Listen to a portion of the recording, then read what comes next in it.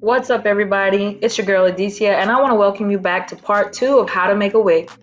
So right now I'm going to show you some materials that you're going to need to get started. You're going to need some hair clips, thread, sewing needle, T-pins, your closure, your wig cap, and your blockhead. There are some other materials that you're going to need later on, but I'll go ahead and get to those once we get there. So right now, as you can see, I have my closure secured to my blockhead, and it's flat. You can do this with your T-pins. Now here I'm showing you the hairline of the closure. You want to align your closure at least 1.5 inches away from the cap. You never want to align it directly on top of the cap. This allows your wig to fit better and gives you a more natural hairline.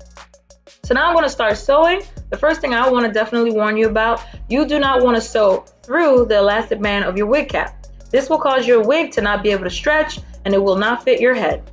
So you want to grab that material like I'm showing here that is right above the elastic band, and that is what you're going to sew to your closure. So right now I'm just going to begin sewing my closure by using a simple sewing technique. I am not a professional. So as you can see, I looped it around about once or twice, and then I go right back in so I can make myself a knot. And then you're going to continue just sewing. Most of this process is very repetitive and it definitely is time consuming. So if you're planning on trying to make a wig for an event, you definitely want to give yourself maybe about a week, a couple days, depending on how fast you sew, so that you can make the wig properly. When you rush, you end up causing a lot of issues with the wig. It either doesn't fit or you have lumps and bumps and it just doesn't look natural. So you want to take your time and give yourself time to do this. And that's why this video is pretty long, and I want to apologize ahead of time. If you feel the need to move forward in the video because you feel you got the concept of what I'm showing, please be sure to do so. Right now, I'm just going to show you step by step on how I sew this, and I'll come right back.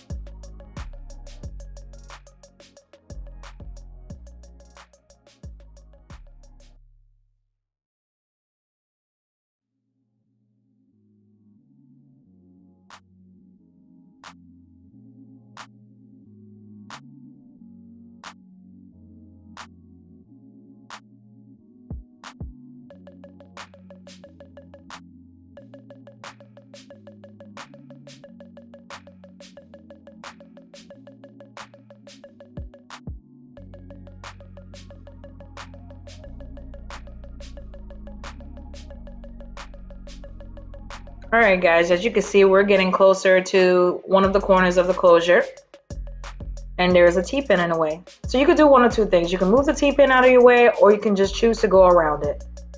I usually decide to move the T-pin out of the way, and then I put a T-pin in the middle of both corners, as you can see that I just did.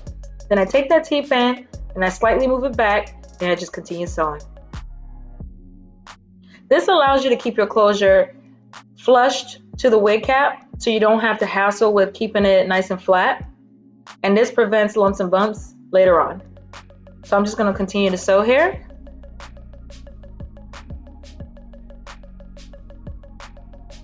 I cannot tell you how many times I got frustrated with this sewing.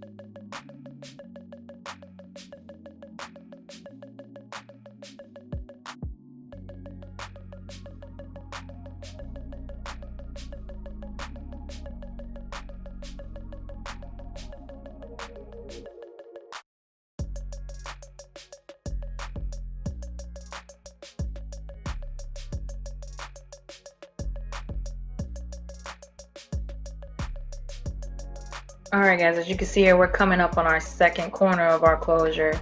And as you can see, sometimes little hairs will get in the way and it seems like it starts to bother you. Just ignore it. Once you're done sewing everything on, you will be able to brush out your hair, and any of the hairs that may have got caught between your thread, well, you will definitely be able to get them out of there. Just keep on sewing. And now we're coming up here on our T-pin. And like I showed you the first time, you can choose to either remove it or go around it.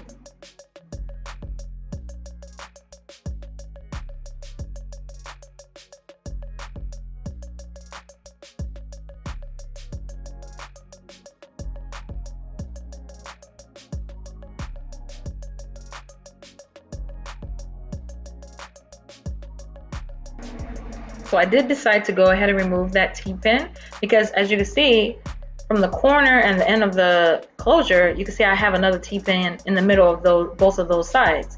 So that allowed my closure to stay flat, and that allowed me to be able to continue sewing without any issue. So you can literally use as many T-pins as you need to be able to sew comfortably without any hassle.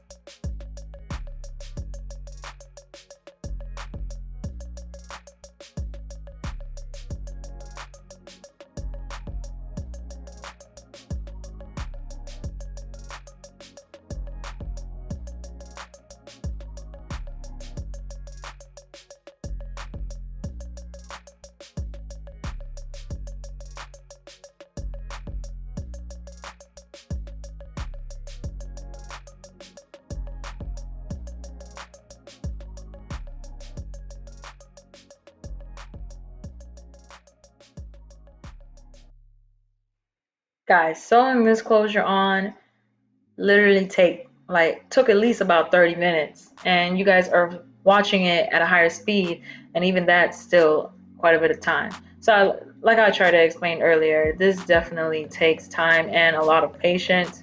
You will get frustrated, but just stick at it. And remember, as we're coming to the end, you're going to hit the elastic band once again. Please, again, keep in mind that you just want to take that fabric right above it and try your best not to sew through it.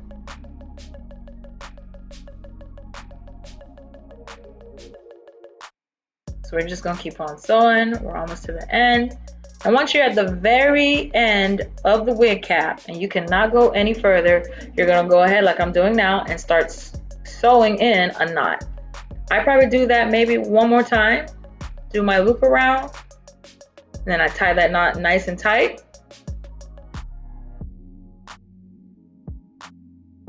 Then I go ahead and I cut the thread.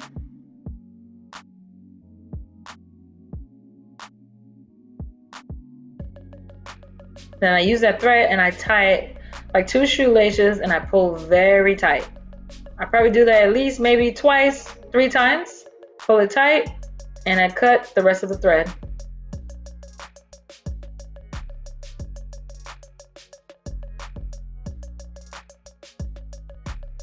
I don't know about y'all, but that's some pretty good work. Everything looks neat. All right, so now I'm gonna start showing you how I draw my guidelines onto my wig cap, and those are the lines that I'm gonna follow vaguely with the bundles that I have. Now, don't you sit here and judge me on how straight my lines are, because it's hard to do this while trying to keep in camera angle. So you're just gonna use your finger, and then you're just gonna do an estimate drawing, try to go all the way across, nice and straight. You're not gonna do it straight, it's okay. And I like to use the metallic silver Sharpie because it just shows on the cap and it just pops so that you're able to keep track of where you're putting your tracks. Now I like to put at least about a finger's, which is about maybe an inch or less, in between my bundles. So this ensures that I do not run out of hair when I'm making my wig. The last thing you want to do is run out of hair while you're making a wig, because then you got to go to the back, pull some from the back, bring it to the front, and now your wig's all messed up, because usually you put your longest bundles in the back. So if you're bringing that up towards the front to fill in the front, it's going to make your wig look different. So we're just going to use these guidelines to just kind of keep me on track. And you're going to see later on when I'm sewing that I may follow the guideline. I may not, because I felt, oh, maybe I could just bring it a little closer or separate a little bit more. It's literally just up to you. As long as you finish the whole entire wig, that's all that matters.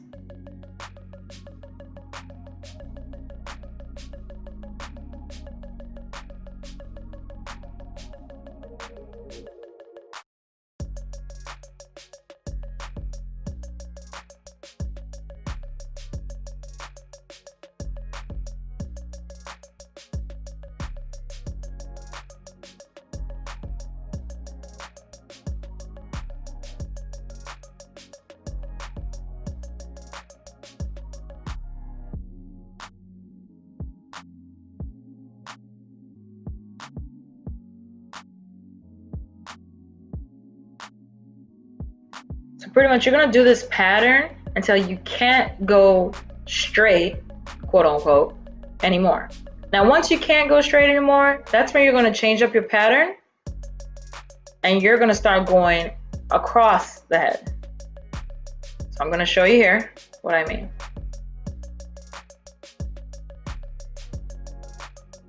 So I'm going to draw this last line. Because remember, you want the top of your head to be nice and flat. And the last thing you want to do is be folding tracks towards the top of the head. So I'm showing here the pattern that I'm going to start using. And it's going to be more like a rainbow. You're going to start doing the pattern like a rainbow all the way across the head. Now these guidelines is where I'm going to actually have to start cutting my tracks, because towards the top of your head, you don't want those lumps and bumps that folding the tracks causes. I know I hate cutting my tracks, I really do, because it can lead to shedding, but I'm going to show you a way to prevent that later on in this video. But it's okay, guys. So we're just going to continue drawing this pattern.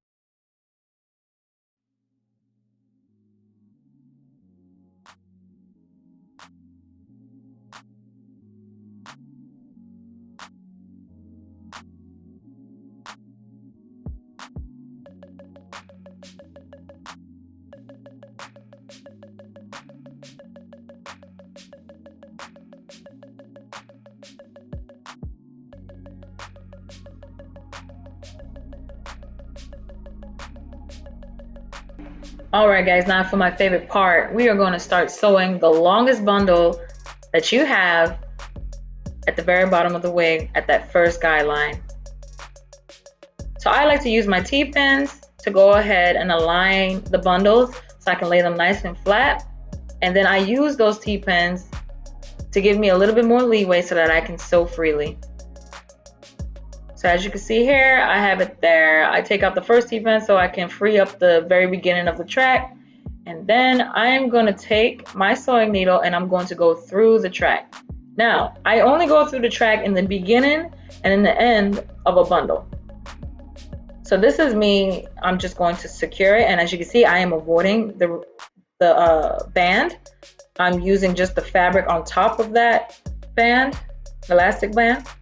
And then I sew through the bundle a couple times to make myself a knot. And then after that, I do not sew through the bundles anymore. I like to go under and over the bundle and secure that way, because in the future, if maybe a track gets loose, it's a lot easier to remove the thread and then re-sew it back on than having it going through the bundle every time.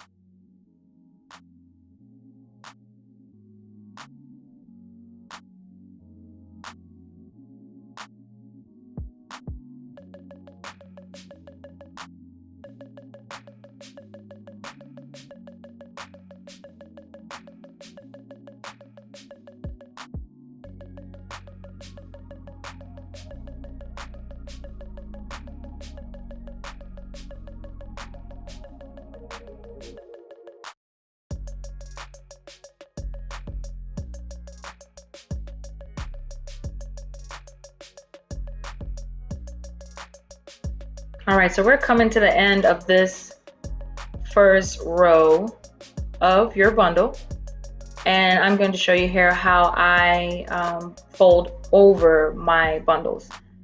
So you want to go ahead and fold that track. Now the way I do is I secure the very end of that row to the cap, like how I did there. This took a lot of practice. It definitely is a tricky thing to do on folding the track and keeping it nice and flat. So it does take me a couple tries, so just bear with me. So now you're going to start using your T-pins. And this is where I'm telling you that you may not go exactly on the guideline. The guidelines are just there to guide you, to give you just an idea of what it should look like or where the track should lay down. So then you're going to see here that I'm going to go through the track eventually. And then I'm going to take that folded side and I'm going to secure it to the cap by going through it again. Sometimes your thread just gets tangled and you got to fight with it. And this is where the frustration sets in, guys. You're going to go right through it. Once again, do a little loop-de-loop to get a nice knot. And that will hold it nice and flat like I'm showing you here. And then you just keep on sewing. So this, as you can see, this process, once again, it's very repetitive. And a lot of it is just me showing you how to continue to sew. So I will skip ahead to the top of the blockhead to show you guys more.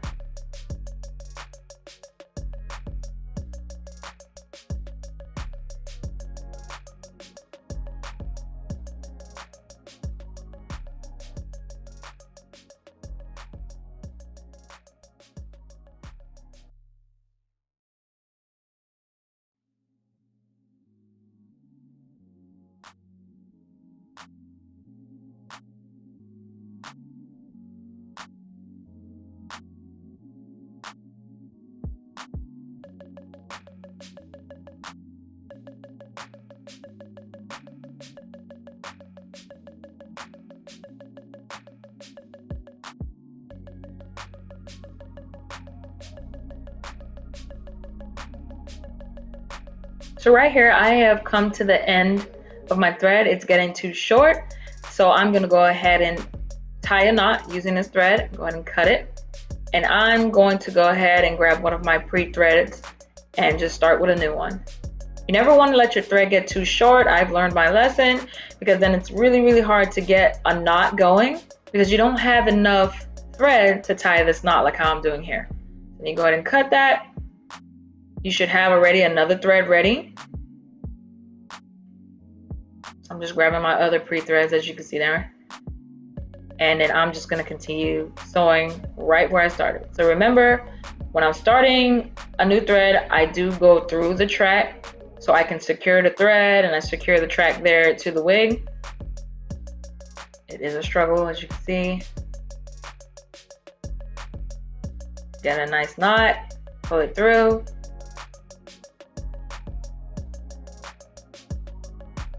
I did not like that thread. It looks like it went through. Tell you, this process, the wig, there's gonna be some things that just don't go right, and you're just gonna have to keep trying, and it's okay. So we're gonna try that again. Tie it through, pull it tight, and then probably one more time. I'm very, very cautious about making sure that my bundles do not move. And then I just continue sewing under and over on the track.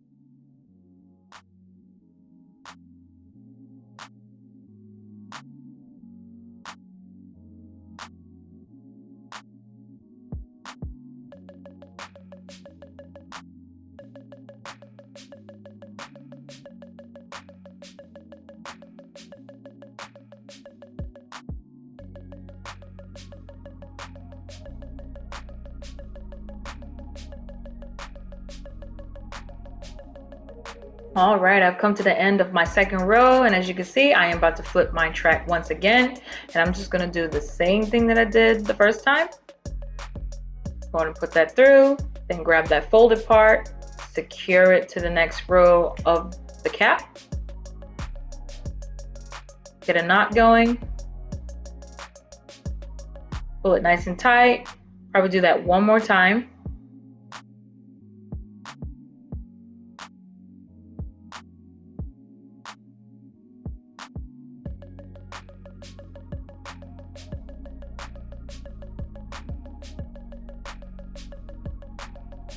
And then you just continue sewing. So I'm pretty sure you guys got the idea by now. You just want to go ahead and follow the guidelines that you already drew. Give or take, you may not follow it exactly based off of how much hair or what you feel, but you're just going to keep on going, and we're going to go ahead and move on.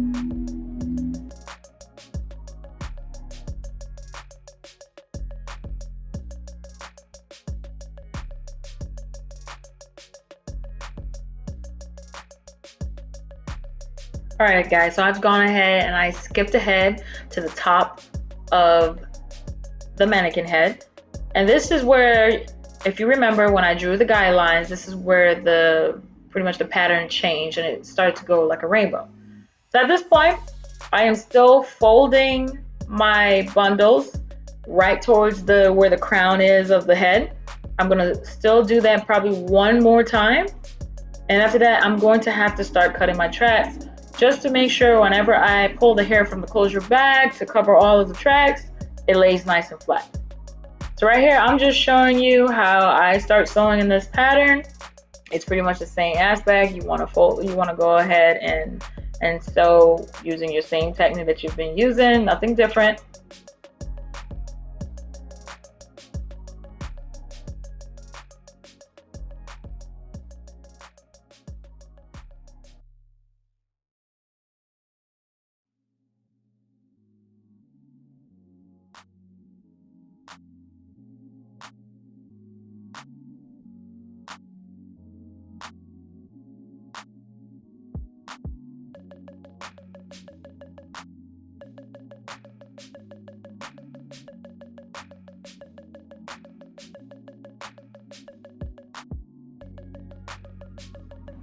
So usually around this time when you're sewing your wig, this is where you start to realize how much hair you have left.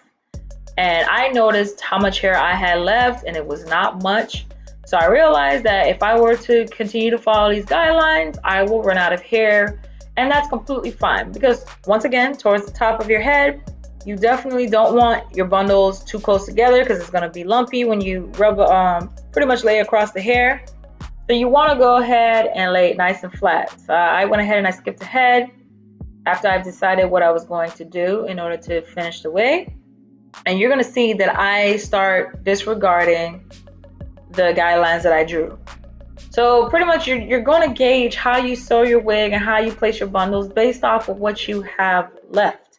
So right now I'm using the shortest bundle, as you know, because I like to layer my wigs. I'm using my shortest bundle closer to the top of the head. So now that I've decided how I'm going to place my my bundles, I'm going to continue to sew, and you're going to see where we go from here.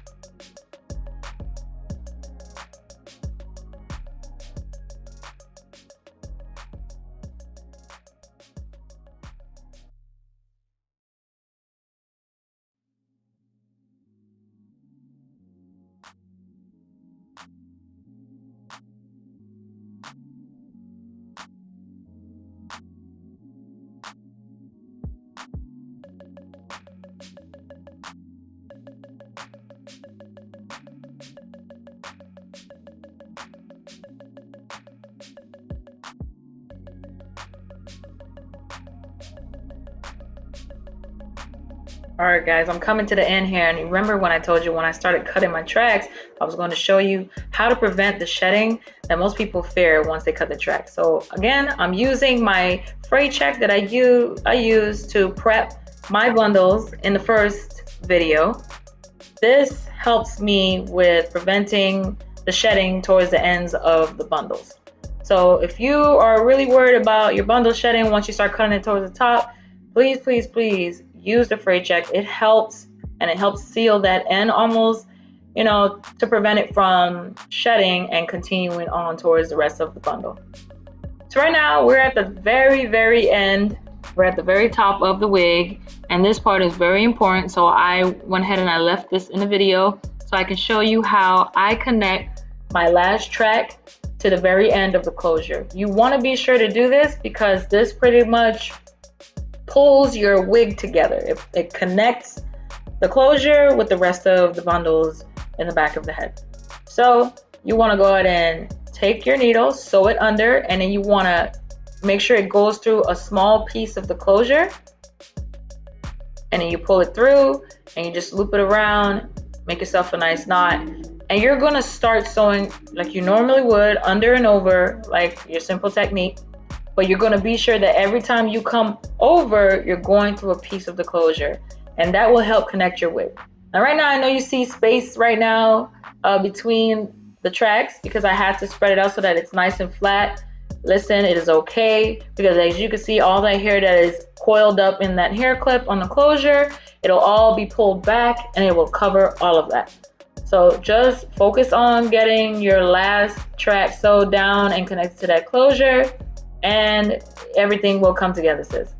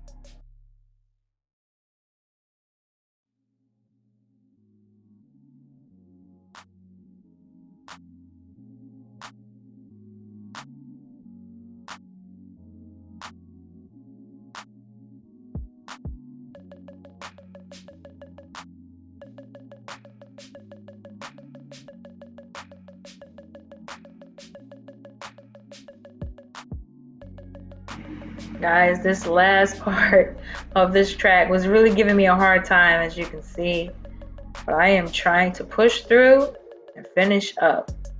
This has been a long process for me, and you can say that my frustration was getting about to the end. So I'm just finishing up this track here.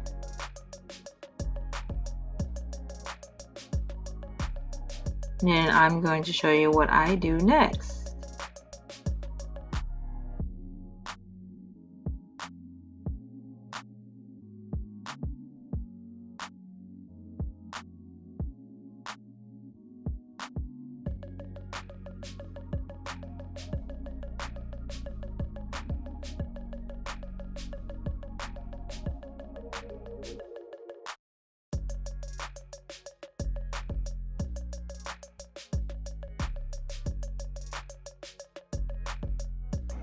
So right now I'm going ahead and I'm tying my knot once or twice so that I can go ahead and secure the very end of my track.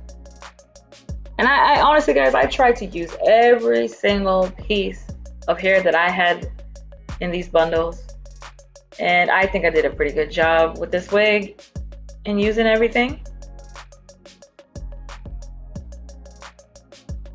So you're gonna see here in a second what I was left with.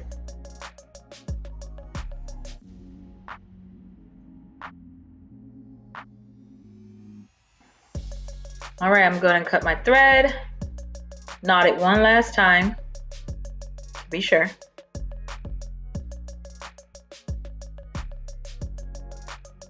Gonna cut that off. Now I'm gonna cut my track for the very last time. This is the last time I'm gonna cut my track. And look how much hair I had left.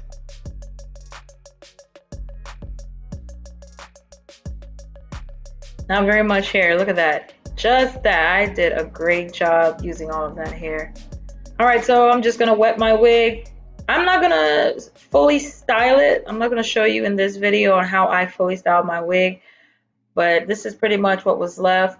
I wanna thank you guys for sticking through the whole entire video. If you did, or if you skipped around, that's okay too. But as you can see, this final product was great. So if you like this video, please give me a thumbs up. Please subscribe and share with your friends. And I hope to see you in the next video. The next video will be styling this wig. Thank you so much. See you later.